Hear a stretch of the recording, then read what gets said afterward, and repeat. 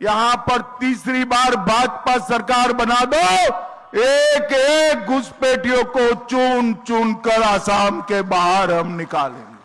मोदी जी और आसाम सरकार ने मिलकर घुसपैठियों को आसाम की सरहदों में आना बंद कर दिया है। अब घुसपैठ नहीं होती है आसाम में, परंतु जो आ गए हैं उनको भी बख्शना नहीं है। चुन चुन कर बाहर निकालने का काम ये भारतीय जनता पार्टी की सरकार। अमित शाहे আজি जी बक्तव्य আগবঢ়াইছে এইটো শতিকাৰ শ্ৰেষ্ঠতম কৌতুক। অমিত শাহৰ মুখত এইটো শতিকাৰ আটাইতকৈ ডাঙৰ কমেডিটো অমিত শাহ ডাঙৰীয়া কৈছে। কাৰণ 14 চনত কি আছিলে, বিদেশী তালি টোপোলা বান্ধি যাব লাগিব 16 মেৰ পিছত। 16 চনৰ নিৰ্বাচন আহিলে একে শ্লোগান, 19 আহিলে, 21 আহিলে, 24 আহিলে, এতিয়া 26তো তেওঁলোকক যদি আপোনালোকে চাই বিদেশী নাগৰিক চিনাক্তকৰণ বহিষ্কৰণৰ যদি তালিকা চাই, এই বিজেপি চৰকাৰৰ দিনত আটাইতকৈ কম সংখ্যক বিদেশী চিনাক্তকৰণ হৈছে বহিষ্কৰণ।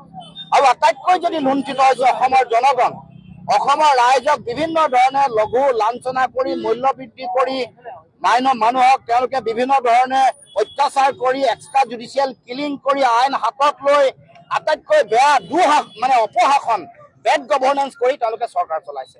সুশাসনৰ নাম লৈ চৰকাৰলৈ আহিলে আটাইতকৈ বেছি অপশাসন কৰিছে, আটাইতকৈ বেছি অন্যায় কৰিছে। চাৰিওফালে সিন্ডিকেট, ভ্ৰষ্টাচাৰ, চাৰিওফালে কমিশ্যন ৰাজ, মুখ্যমন্ত্ৰী পত্নীক ধনী কৰা নীতি, ইয়াত বেলেগ একো নাই। ইয়াততো চৰকাৰ জনগণ বুলি একো কথা নাই। মুখ্যমন্ত্ৰীৰ পৰিয়ালক ধনী কৰিবলৈ তেওঁক ব্যৱস্থা লাগে, আৰু লগত থকা কেইগৰাকীমান তেজমহৰ সম্পৰ্ক নথকা ভায়েক আছে তেওঁলোকক ধনী কৰিব লাগে। এইটো কাৰণেতো চৰকাৰ কৰিছে, জনগণৰ কাৰণে একো চৰকাৰ কৰা নাই হিমন্ত বিশ্ব শৰ্মাই। আৰু সেই সময়ত যেতিয়া লুইবাজাৰ হাৰদা কেলেংকাৰীত যেতিয়া জেললৈ যোৱাৰ পৰিৱেশ আহিলে, তেতিয়াই তেওঁ বিজেপিত জঁপিয়াইছে। তাৰ আগত আটাইতকৈ জীৱনৰ আটাইতকৈ সৰহভাগ সময় ক'ত কটাইছে? কংগ্ৰেছৰ পৰা লুটি পুটি খালে। কংগ্ৰেছত আটাইতকৈ দুৰ্নীতিগ্ৰস্ত মানুহটো কোন? হিমন্ত বিশ্ব শৰ্মা।